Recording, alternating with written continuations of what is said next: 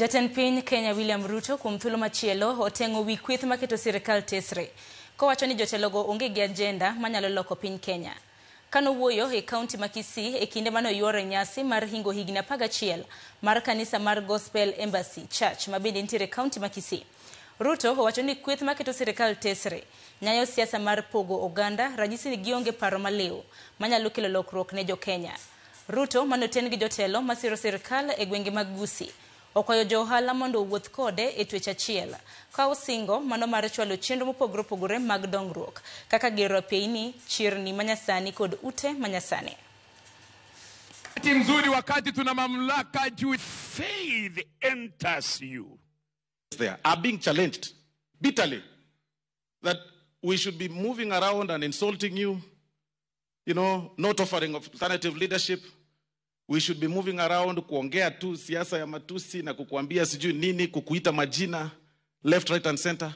Na sisi watu wa kanisa ambao tumeokoka, unashika Biblia unaangalia, unajiuliza, sasa you are advising me to insult the president.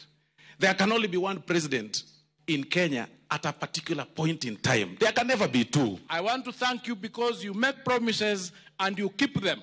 And for those who think that those promises are not going to be fulfilled, including the airstrip at Suneka, the stadium here, the housing from the prisons, we are going to shame you. We are going to shame you because it is going to happen, and a construction is not something that will keep in the pocket. Wewe Ruto amesema affordable housing inaendelea. Mambo ya market inasonga. Kuunganisha stima inaendelea.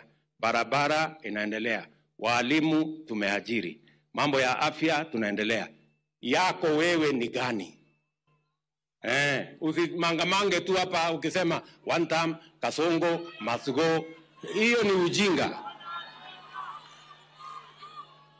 Ama namna gani? Niliona marafiki wengine wakilalamika